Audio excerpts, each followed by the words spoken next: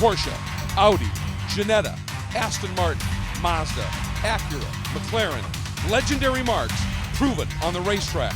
Today, the giants of sports car racing battle for supremacy at one of North America's most iconic venues, Mazda Raceway, Laguna Seca. The California 8 Hours is next. In 1957, a gem appeared in the Laguna Hills just east of Monterey, California.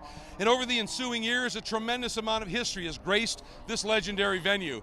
But now, in its 60th anniversary season, history will be made again as the longest ever professional race is about to unfold at Mazda Raceway, Laguna Seca. Hi everybody, I'm Greg Creamer, joined by Jeff Lepper, and boy are we excited about this one, the Intercontinental GT Challenge. And Jeff, we've got a tremendous amount of legendary global drivers here, but in many ways, this is more about being a manufacturer championship, isn't it? It really is. It was created to give manufacturers the chance to have a global championship and not have to pay the expense of hauling cars and equipment across the world. So the manufacturers support local teams in the regions, in those countries, to have a global manufacturers championship race. And boy, does the field get stacked with manufacturers and those pilots you mentioned before, the international flair right here at Mazda Raceway Laguna Seca. Well, that's part of the support for the manufacturers, providing factory drivers to many of the teams. And for those teams who suddenly find themselves with increased manufacturer support, it's showtime. It is showtime indeed. You are spot on, Greg, and the cars are set, the drivers are here, and they are evidence of how badly the manufacturers want to win this championship. We start back here in row 6 of the grid, where we have two very special cars. Marked cars from Australia have flown two of their Mazdas. They look like Mazdas, but they are powered by big V8 engines. One of them is a right-hand drive, one of them is a left-hand drive. They are displaying their prowess and power. These cars in an invitational class all by themselves. But if we continue to move up the grid, we find some serious firepower from various manufacturers. The number 77 GMG Racing Porsche has Andrew Davis starting the car. He is a multi-time sports car champion in the United States, knows what he's doing around here, and alongside him, Ryan Eversley in the number 43 NSX Acura. He is a factory driver for Acura, raced in Pirelli World Challenge all year. A lot of success for Ryan. He's looking for an endurance win today, though. The next row up on the grid, we find the number 17, another GMG Porsche. It is blue and orange, and keep your eyes on it because two Porsche factory drivers, Wolf Hensler and Dirk Mueller, behind the wheel. We also find the youngster, Alec Udell. He is very much smiled upon by Porsche. They have big plans for this young man. Alongside them, the number 54 Black Swan Racing. That is the car that will be driven by Jerome Blake Mullen. It will be started by Tim Pappas. They are using this race to prepare for next year's Intercontinental GT Challenge race at the 12 Hours of Bathurst. They are looking for championship standings. Next row up on the grid, we find the number 93 Acura, another factory car. It will be started by Peter Cox, a guy who helped develop this NSX street car. He is somebody who is seriously fast, and we need to keep our eyes on. But getting to the top 5 cars on the grid, that's where a lot of the interest lies. The number 9, K-Pax Racing McLaren, driven by Ben Barnicoat, Brian Sellers, and started by Alvaro Parent. He was the 2016 World Challenge champion. He is a guy who is always fast and knows how to win here at Mazda Raceway Laguna Seca. The second row of the grid, we find two cars who will be battling for the win.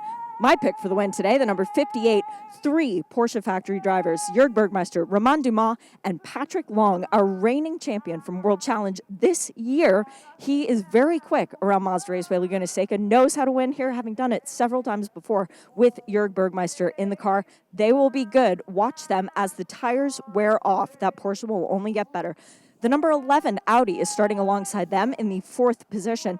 This is sort of an unknown car, but it has Blancpain champions in it from this year. Robin Friend, Stuart Leonard, but Jake Dennis has gotten the starting duty.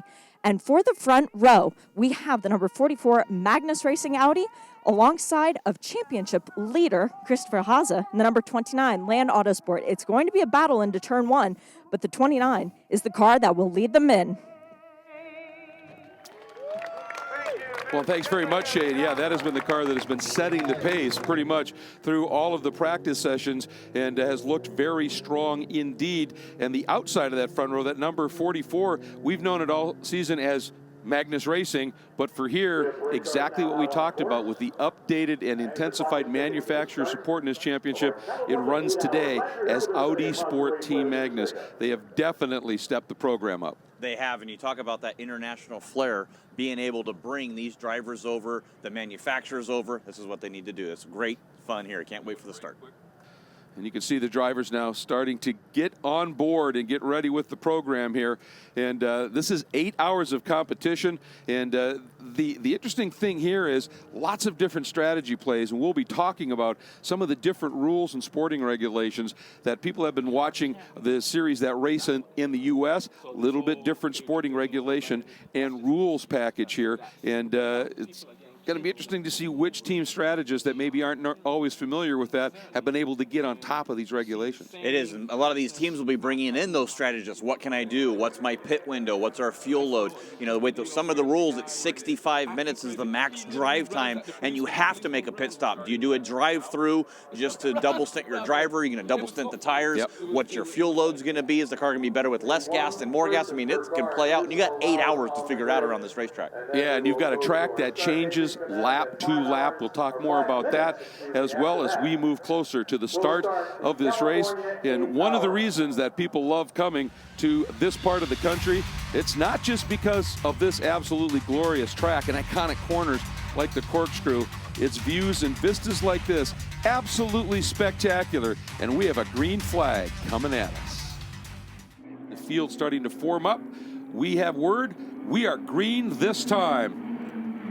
And that means we are racing here at Mazda Raceway Laguna Seca. The California 8 hours is about to commence, and Christopher Mies brings them up to the line. We are green.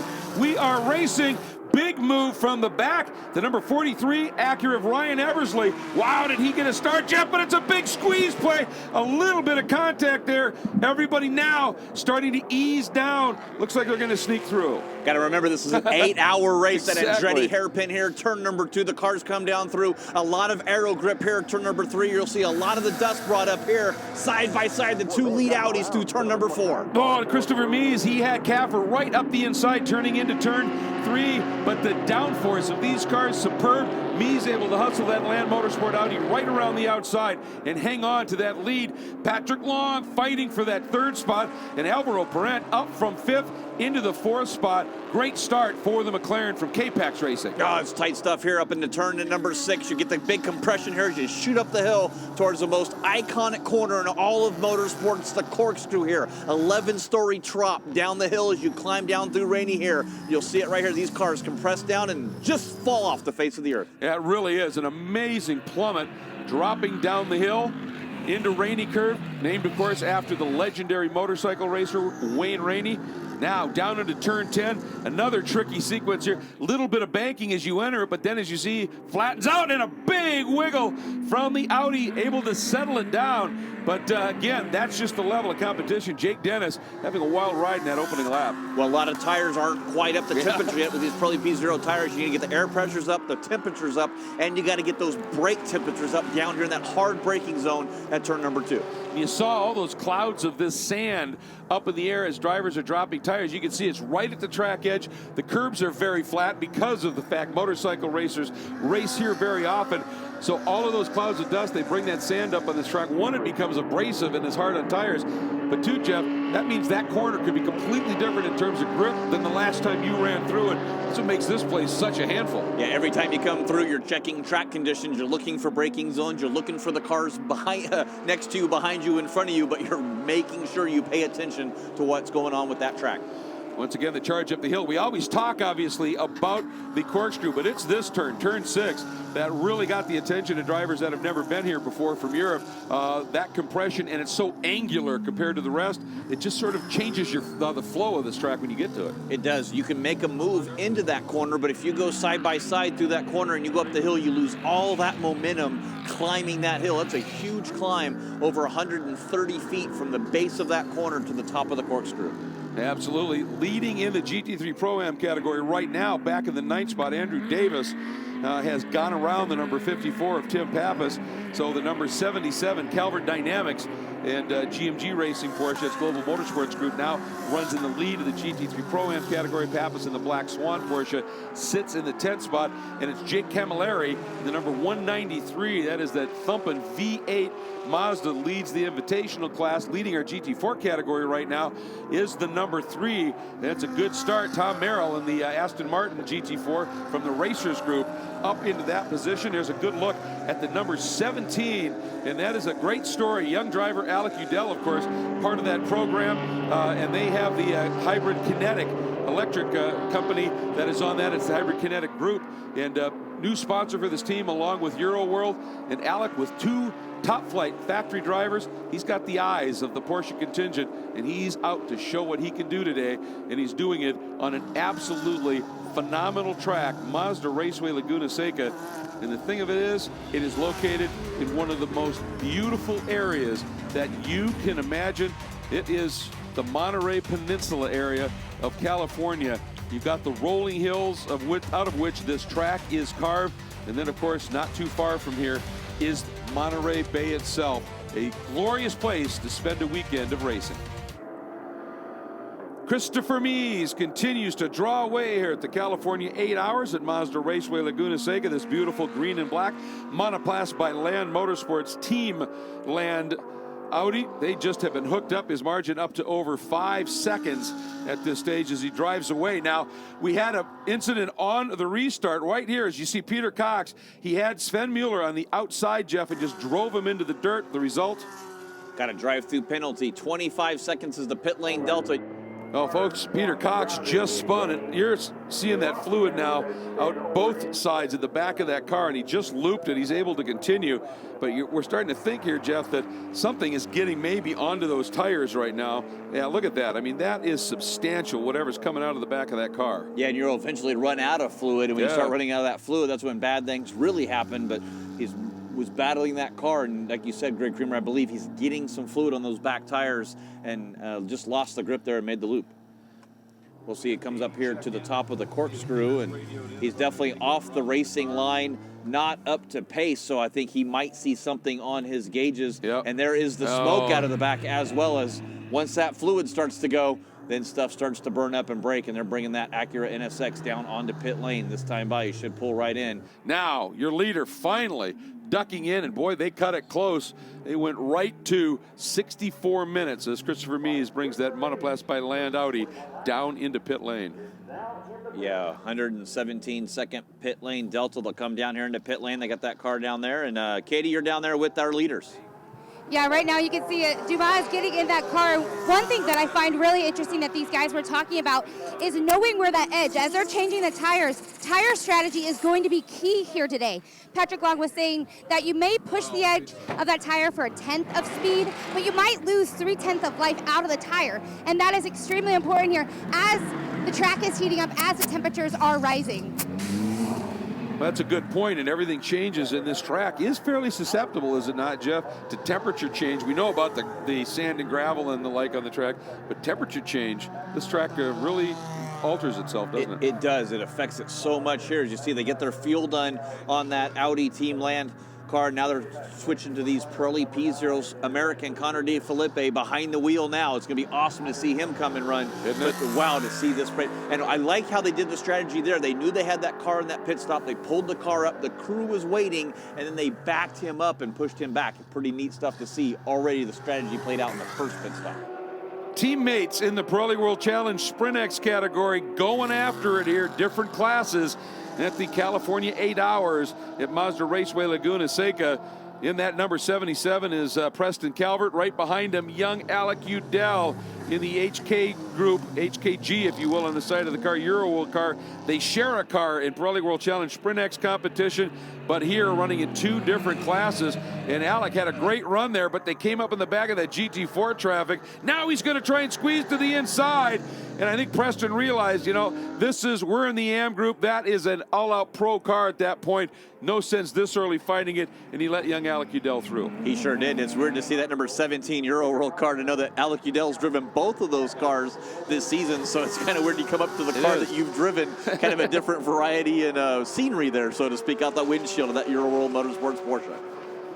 As they head down in, and again, boy, Alec is driving that thing hard right now, and you can see Preston doing a big, long arc through that corner. I think he got in just a little bit deep, and for that number 17 entry, that Hybrid Kinetic Group, it's a company that specializes in clean renewable energy, battery technology, nanotech and the like, but the biggest thing is hybrid systems and electric car batteries, and they are starting to use motorsports as a proving ground and a showcase, and lots of big news maybe for the future of that HKG group, along with Euro World Motorsports for that Global Motorsports Group run machine. And right now Alec Udell is hooked up and flying, but right behind him Preston Calvert is running, and of course it was Andrew Davis that did that opening stint and a half, if you will, and interesting strategy. And Jake, looking to find out what Andrew has to say. Yeah, let's hear from Andrew Davis about exactly that. You guys put yourself in a great position on that strategy. First question is, how did it change the car late in that run? How much were those tires starting to go off? Well, we do have a lot of tire degradation here. Laguna Seca is an amazing track and one of the driver's favorites, but the grip levels are very low, even on new tires. So about halfway through my first stint, I was already really suffering from a lot of loss of grip front and rear. The last 30 minutes there, as we came in short filled and kept the same tires on, I was struggling quite a bit. Definitely an upper body workout, but we still gained a lot of spots, and we feel like we're on the right strategy right now. The interesting thing about an endurance race like this, how much will this track change? Because right now, obviously, sunsplash, that won't change. Temperature will. Will it affect the grip? Absolutely. Actually, probably the best the track will be was this morning at the start and for that first hour. It's going to be a little warmer today than it was the last few days. Midday, the track's going to be really hot and greasy, and although the race ends in the evening, I think it'll already be too warm and hot even then. Let me ask you also, Andrew Davis, when you come into a race like this where you're doing driver change, do you have a set roster that you're going, this is the order and that's it? Or is it fluid depending on maybe the likability of the track condition to the driver? Well, we sit down with our engineer and talk strategy beforehand. You got to have an A, B, and a C option. The lineup, you try to remain the same, but it has to stay fluid, especially in a race like this. We've got some new rules that we haven't dealt with before, along with a lot of the other teams over here. So, you got to stay fluid and be able to kind of move around. So I'll have a short break here. I could be getting back in the next hour or so, or it may be later in the race. Speaking of fluids, go get some, and we'll see you back out in the car, all right? Thank you. Best of luck to you. Andrew Davis, guys, in that GMG car number 77. Interesting to hear. I mean, Andrew Davis, not only an amazing talent behind the wheel, but also just one of the most approachable guys and nice guys. And nice to hear him kind of explain a little bit of the backstories as to what this team is looking at, what a team plans for, isn't it? It really is, and you see Preston Calvert in that car, and they're really trying to build that gap when you put the AM in there with Calvert, and then obviously with the other driver in that car with the strategy they're trying to play out here to get as big as they can to minimize the losses, so to speak, through this race over that 8-hour time.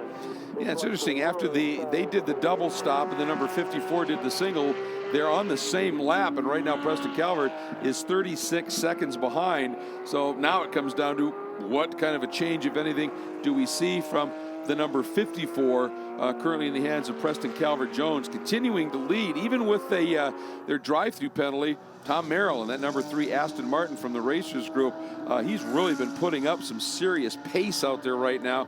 And nice to see Ian Lacey, though, in the Ginetta, the G55 car, sitting in that second spot now. Yeah, one of those G55s that you see homologated in the GT4 category. They do make a Ginetta version of the G55 as a street car in Europe, and then they make but it is a purpose-built race car to come here run in the GT4 category.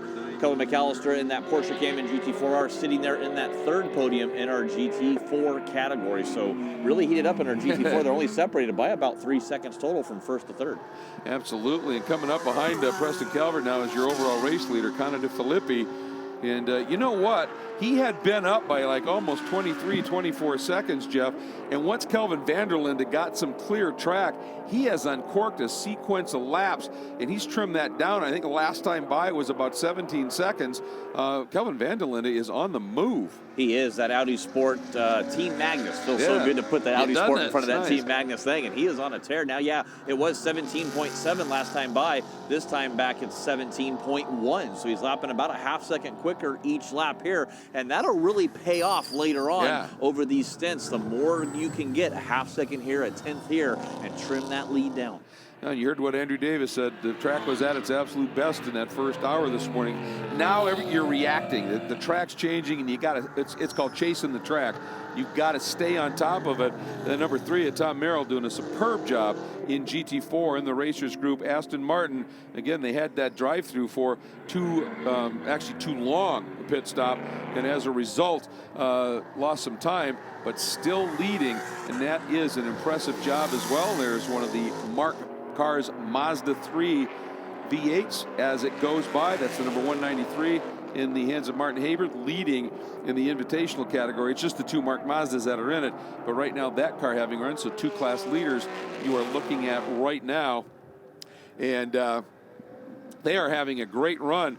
Up front, of course, it is Connor De Filippi in that number 29 monoplast by Land Audi. We want to remind everybody here that the last hour and a half of this race will be covered also live on CBS Sports Network. So great racing yet to unfold here in the California 8 hours at Mazda Raceway, Laguna Seca. And having a look here at the start of the race, lots of action already in this great event, and lots of time yet to run. Once again, join us again for the last hour and a half on CBS Sports Network. But for now, for Jeff, Jake, Shay, Katie, and our entire CBS Sports Network crew, I'm Greg Creamer. In association with WC Vision, this has been a presentation of CBS Sports Network, the 24-hour home of CBS Sports. Mazda Raceway Laguna Seca, an immense challenge as teams from around the world and local teams with upgraded factory support all converge on this magical raceway in Monterey, California for the 3rd round of the Intercontinental GT Challenge. It is the California 8 hours here at Mazda Raceway Laguna Seca. Hi everybody, I'm Greg Creamer, joined by Jeff Lepper, and Katie Osborne will be with us down in pit lane as we take you through to the end of this event. About an hour and 13 minutes left in this competition. It has been running, as I said, for quite some time, Jeff. That green and white Audi, the monoplast by Land Audi Sport program, has dominated in many ways. Pole position, practices, oftentimes big leads in the race, but the way cautions have unfolded and the way the teams chasing have responded, we now have the top 3 cars covered, Jeff, by 4 seconds after 6+ hours of competition. It's amazing how close this battle's gone. I think they pretty much won everything, including best looking car. I mean, that Audi R8 LMS just looks so beautiful, and they've done such a superb job with their pit stops, their talent. It's 117 second pit lane delta, essentially a minute 57 seconds from the time you enter pit lane till you exit pit lane. One time they've been greater than 1.5 seconds on that pit stop all race long. There's an awful lot that has unfolded during the cars of the day, and of course, as they came up for the green flag, Jeff, look at them. They absolutely went full pack here, and a couple of guys trying to make big moves. That was on one of the restarts, as you saw Peter Cox drive the number 17 off. He ended up having to do a drive-through as a result. And then the number 99 Aston Martin had its second problem of the day, and then close quarters action here out of turn 11. Yeah, they were really battling there. You see Alvaro Print having some problem with one of the lap cars there. It just happens in multi-class racing. One of the lead Aston Martins having an issue as well. That car's back underway. Wow, just all that good time, and one of the tires wants to join the race. Well, it was knocked loose from that bundle up at the top of the corkscrew, went all the way down the hill, and then look at this race off pit lane, and there's a speed limit, and as soon as you hit it, and look at that, the number 44 was able to get there just moments ago. Fire in the brakes, of that number 3 Aston Martin. They're dealing with that, but you saw Romain Dumas getting out of the 58 Porsche.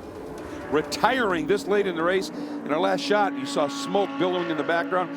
Actually, there is a fire here near the track, but it has apparently been now contained. It is a little brush fire, about a 50-acre fire that Cal Fire and the Cal Fire folks have been so great with all the devastation that's happened here in the area of California. Thoughts and prayers to everyone. They did say that fire is under control, being extinguished. It is contained, so you can kind of see it off there in the dust. I don't think it's going to affect anything here today in the later stages of this race. Yeah, right now, anything that says brush fire in this part of California gets the nerves on end.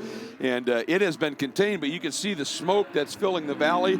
This is set in a very hilly area, and as the sun drops lower in the sky and that smoke makes things diffuse and the like, it could have a little impact just on visibility in the race. But the performance here has been superb. And of course, this team, you know, we're running to the North American style sports car rules. When there's a full course caution, a pace car comes out and everything packs up a little bit. This team has been able to gap out and open up some sizable margins almost at will. But we've talked about it, Jeff. The number 44 Audi Sport Team Magnus car that's running in second. The number 11 Belgian Auto Club Team WRT Audi. They have found something. They have responded. And right now, Connor De Filippi in that 29 cannot get away. The last stop for the leading number 29 Audi in the hands of Audi Sport Teamland Motorsport. Connor De Filippi, the young American, bringing that car down into pit lane inside that 65-minute maximum time a car can run. Timed it to perfection, ducked in. If they get full fuel on, which they are doing now, and Jeff, 4 tires, this car is good to go to the finish. Yeah, brand new Pirelli P0 tires. The rules are you can run no more than 65 minutes. They pitted right at that 1 minute 4 second or 4 minute mark, yeah. 1 hour 4 minute mark. So they hitting those pit stops on the times. They've been sitting down here for a little over a minute now. You'll see the car released at about 1:40 left for the drive down pit lane. They can't go longer than 1:57. They don't want to. Yeah, they got to be below that though. Oh, let's see what they're able to do here. They have been absolutely spot on in their timing. I know you're eyeballing it, Jeff. No, they're way too early right now. He's going to really have to hold up here before he gets down to pit lane because they did that full service, and they did not 1:27. This is a huge missed call on the leader of this race. I do not know what happened, and I can't emphasize enough, this crew and this team has been spot on all race long. There you see it, 1:27.326. The rules are you have to do it below 50 seconds or after 1:54 or 57, and they did not. They're going to be early. Wow, this is absolutely fascinating. Now the number 44 in from second, and we'll see how they time this one out. Fuel going in. You have to do fuel first if you're doing fuel and tires. Fuel going in, and it looks like they are going for tires, so this would indicate they too are going for the longer stop at this point. Katie, they're just about done with the fuel, it would appear. You would think so, but right now it seems like this team, the 29 team, is a little bit baffled as to what is actually happening. I think it's not registering yet that they didn't make the time penalty. So we'll see how this plays out, especially knowing that it was neck and neck with the Audi team of the number 44 car. All right, thanks very much, Katie. Yeah, I mean, I'm sure they're very concerned. And the number 11, they're sneaking out. Now, the question is, did they do just fuel on this one, or did they do just tires, or are they going to also run through and have this be short? What's happening here, Jeff? Another one, 1:18. This is just absolutely stunning what's unfolding here. The only thing that I'm wondering is,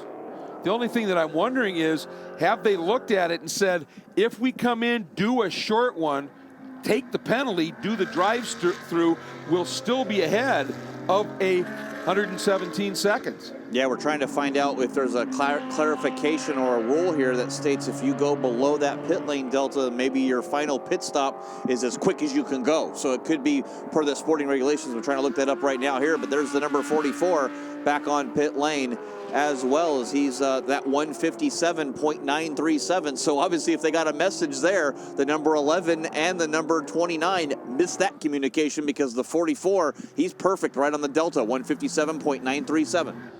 And word comes in, folks, that there is indeed a penalty for the number 11 and 29, which are running in complete lockstep here just tracking each other around this track. So they're going to have to come in and do a drive-through. And then what we're going to find out is, where do they come out after they do it? Are they doing it now? Yes. Well, the 11 is. The 29 has stayed out. And I think they do have a couple of laps to respond to the drive-through. And I think that the 29 is saying, now without the 11 in front of us, drop the hammer and just release the number 29 of DeFilippi and have him go after it here and see if he can just make up a second even on this lap over the times that he would have been following the number 11, and see if that can't pop him into the lead. So here comes the number 11. He has now reached that pit out mark, and it's 25 seconds delta to drive through, Jeff, but it's a slow entry into the pit and a very tight exit out of the pit. So really it's more like 35 seconds, I think, but you know, from being full song to full song. Here comes the number 44 by, and well, he's by start finish. He's not going to be by the 11 car. According to my math, adding up the pit delta that they made for their stop, 1 minute 18.4 and 25.557 for the drive-through, which we said was that 25-second delta to drive through. They just saved 14 seconds. That's taking the penalty. Taking the penalty. Well, I'll tell you, that's those strategists looking at what's unfolding here. Oh boy, this is fascinating. And even if you say it's an extra 5 to slow down, it's an extra 5 to get back up to speed, they still picked up 4 seconds. Exactly. So this is what a call. And now here comes the number 29. Yes, it makes its move down for the drive-through. Ooh, look at that. He's carrying every ounce of speed he could in. Again, after laying down an absolute flyer, the lap he just turned, a 1:25.5, one of the fastest laps we've seen for a little bit.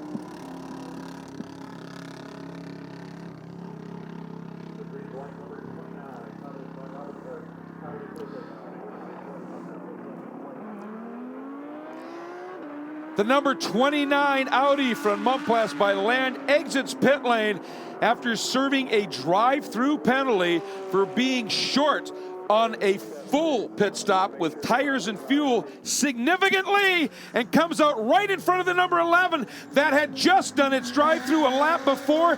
And we saw the 29 stay out, Jeff. Robin Fringe threw down a scorcher and found enough speed to leapfrog in front of the 11. And you did some math on it. This was a strategy play. It sure was. You do the pit stop. Their pit stop was 1:27 for the number 29 car. They got back underway. 25.5 seconds to drive down pit lane. They picked up 14 seconds to take the penalty.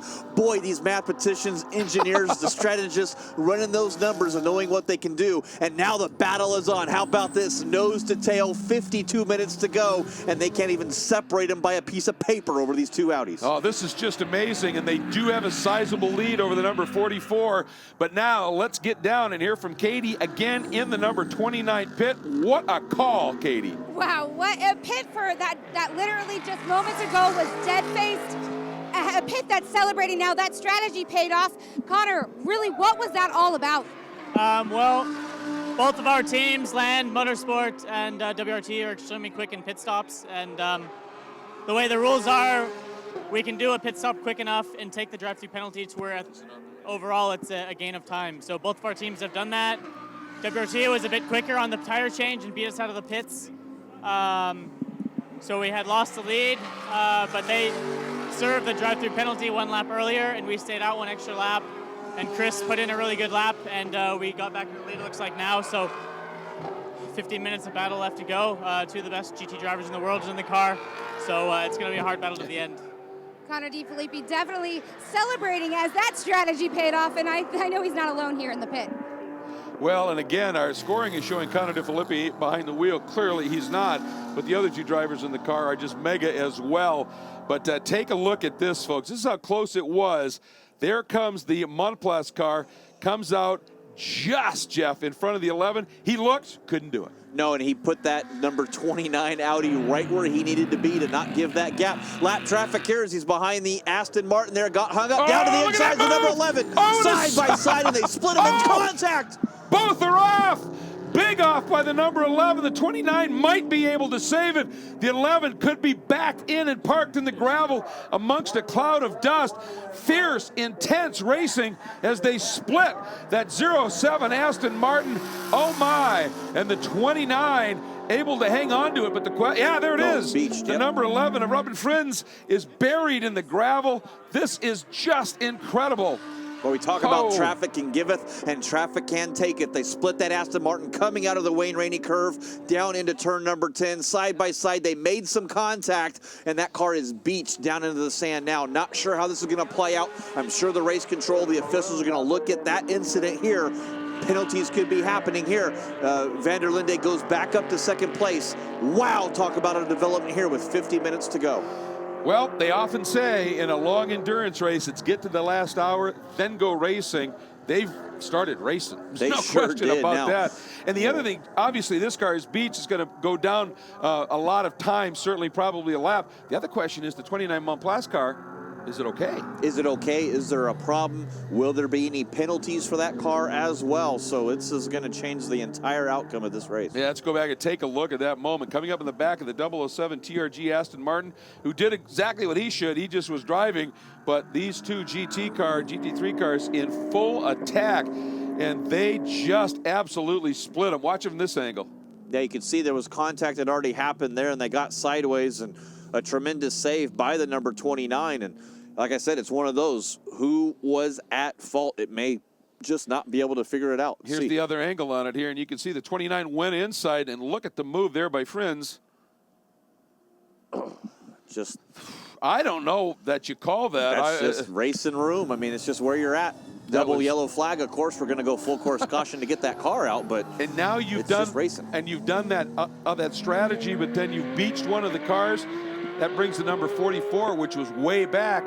They've been fast. They're going to be right back in play here. So all of that strategy, which is magnificent with the caution here, kind of goes away, doesn't it? It really does. And you see, Robin Frison, he's pulled back to fourth now. He still has a lap over Dane Cameron that's behind the wheel, that Acura NSX GT3. Of course, the McLaren 650S of Brian Sellers up to third place as well. With the conditions changing, they may have something in the bag in that McLaren. They've been in the top 4, top 5 all race long, and that K-Pax Racing team, good strategy with them. Well, this is far from over. Here's your leader right now in the GT4 category. They've been right thereabouts, constantly in the battle for third in a podium spot or in second. But tremendous run here. Jeff Westphal in this number 26 Reardon Racing machine, leading now in GT4 after the car that's pretty much dominated, the number 3 Aston Martin from the Racers Group, having that big problem during a pit stop with a brake change, a little fire that melted some rubber up and around the components in the brakes, and they just couldn't peel it apart. But this car has always been there, and they've got their guy in the car, Jeff Westphal, a winner in ALMS and Rolex GT competition. He's going after it. We've got Andy Lee in second place in the number 8 Global Motorsports Group, the car that he shares with Carter Young. And to see that Porsche, they're only separated by 3.5 seconds, and we did see that GMG Porsche able to run down that Reardon Racing Porsche a little bit earlier and sort of unlap themselves, but two different shoes behind the wheel here. Jeff Westphal now against Andy Lee, two of the top-notch sports car racers here in America. It's going to be a battle royale even in our GT4 category now. And joining the battle, here comes Kelvin van der Linde. It is now down to a car length. Mies under full attack from Kelvin van der Linde. Van der Linde diving down, looks to the inside. Mies covers it. And now Mies floats out. And I really think now that we're starting to see the front of that 29 Audi, Jeff, with that little bit of damage on that dive plane. I think that car is getting a little pushy. Of course, the contact they made, there could be a problem with the alignment here. That was a huge hit that they had. That right front could not be well. But Kelvin van der Linde, you saw it when he tucked back under that back bumper in the slow speed stuff, no results there. You get to these high speed sweepers, you lose the downforce. I think he's going to play this right on where the grip's going to be in that Audi Sport Team Magnus car, on where he's going to try to make that pass for the lead. I think Katie might have a little update here on what might be, if anything, happening on that number 29 Audi.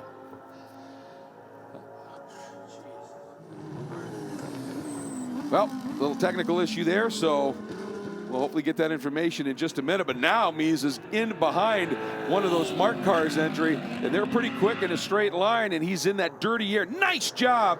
Absolutely beautiful job by Jake Camilleri. But it did slow up Mies a bit, didn't it? I always thought we were going to have a replay of what happened earlier with the 11 cars that were coming down the hill. But Chris Mies played that to perfection, just slowed up a little bit on that exit of the corner. Didn't want to give up anything here as it's going to be the draft down here. This is where it could happen in the Andretti hairpin. It's a slow speed corner. The arrow does not matter with that arrow wash that you see on the back bumper. He goes wide to the outside. Well, if he's got a little bit more stick, it can make, oh, and he floated out wide. The front end just gave up on the 44 car, and that was just a little bit too much speed in there, wasn't it? Just a little too much, but he's trying to go back to the outside, do the over-under here on the exit turn number 3, and Mies protects down to the inside. Calvin looking to the outside. Wow, this is exciting stuff as they battle on for the lead. 20 minutes to go. Out of turn 4, and again, you've got Van der Linde close enough to be able to get a little toe. Now he pops to the outside. If he can float speed through, he's got the better line into the lead. Or does he? Kelvin van der Linde now moves over to protect. Mies trying to figure out a way through. Can't happen. Up through 6. The deal is closed. New leader. This is the first time today in an outright speed moment we have seen the 29 Audi passed Kelvin van der Linde and Audi Sport Team Magnus into the lead, and it looked like Mies for a second might tap the back. He got in a wee bit hot. Way hot at the top of the corkscrew there, but what a superb pass that was from van der Linde, two of the best sports car racers in all of this world competing right here at Mazda Raceway Laguna Seca. Now, can Christopher Mies put his head down, get that Audi to recover, know what it's doing? Will he be on the attack of Calvin van der Linde? And here we go. Final lap is underway after 8 hours of competition. Well, come down here into that Andretti hairpin. You see him diamonding that corner way wide, back down to the inside. A little bit of lap traffic right in front of him. He should be able to clear him either between this turn 3, turn 4 straightaway, or get by him on the next straightaway on the exit of turn number 4. Those V8 Mazda 3s, the invitational category, they're faster than the GT3 car in a straight line, so he has to get it done here on the straightaway. You'll see him just breathe that throttle a little bit in that Mazda, let him go by. Good run there for that Mark Motorsports car. Yeah, you could see out on the straight how it was difficult for Kelvin to get by, but when they got into where the braking zone is, the extra arrow of that Audi, it just went through there. As John Potter, and you can, he looks calm. I think he's like the duck in the pond, where he looks nice and calm, but underneath, it is all freaking out right now. This is a huge moment for this team. Down the hill comes van der Linde, and Mies, if he was going to mount an attack, he got hung up behind that Mark Car's entry. This gives Kelvin van der Linde a little bit more of a free run, Jeff. He sure does. Coming down the hill, you see the P1s flashing on the side of that Audi R8 LMS. One more braking zone come in here, a couple of downshifts onto the front stretch. Checkered flags in hand at the front start finish here. Absolutely, a team that's been Team Magnus this weekend, Audi Sport Team Magnus, and Audi wins at the California 8 hours round 3 of the Intercontinental GT Challenge, and you can see there was Marcus Winkelhock with his back to us, Pierre Caffert down there celebrating, and again Christopher Mies in that dominant Land Motorsports car in second. This one is not yet done. The battle for 5th. Jerome Bleekemolen hanging on in the Black Swan Porsche for all he's worth. Looking to the inside was Robin Friends in the Belgian Audi Club Team WRT entry. They are locked together, exiting the final turn, and not just finishing in 5th, but Porsche winning the GT Pro-Am category for Black Swan. Jerome Bleekemolen teamed with Tim Pappas and David Calvert-Jones. What a race for them. Superb drive by all 3 of those drivers, winning that GT3 Pro-Am category, but a 5th place overall finish. The number 26 Weirden Racing Porsche Cayman Club Sport MR. This is going to be your GT4 winner here. How about that? Jeff Westphal comes through turn number 11 onto the front stretch. Checker flag crossing the line. First place in GT4. Reardon Motorsports, what a story for them. Pulling it off, a great drive by Jeff Westphal and the rest of the drivers in that team. Impressive as it gets. Jeff Curl, Sean McAllister, absolutely wonderful for Reardon Racing. Welcome back to Mazda Raceway Laguna Seca, where this 8 hours race, the California 8 hour at Mazda Raceway Laguna Seca, has come to a conclusion. And Jeff, at the very top of the show, we were talking about it, and I said, for these teams that in this unique format get extra support for this race from a manufacturer, it's their time to shine. It's showtime. Boy, Magnus Audi. They sure did, and this was an audition for the leading role. They got the part. Boy, they did. It was absolutely fantastic, and they have opened the eyes, I'm sure. Here you go. You talked about the top two, both being Audis. McLaren in third, a great run for Capex Racing. Brian Sellers bringing that home. Real-time racing in the Acura NSX fourth. And hanging on for that fifth spot, obviously, was Bleekemolen. But, obviously, sixth overall, fifth in the pro category was actually Robin Frins in that Belgian Audi Club Team WRT. Let's get down with Katie to what I'm sure is a jubilant victory lane. That is an understatement. Your team has set you up to take it to the checkers and to make the big move. In the driver's seat, what did it take? It was awesome. I mean, we were the biggest of the losers in the pit stop, and Andy Lanley, my crew chief, just said, go for it, mate, keep pushing, it's not over. And then after the safety car, I put my head down. We had the speed. Magnus Racing and Audi Sport gave me a beautiful car, and yeah, the rest is history. There is no doubt about it. This race is history, especially for the Audi Sport team. Magnus, again, strategy, endurance paid off here today.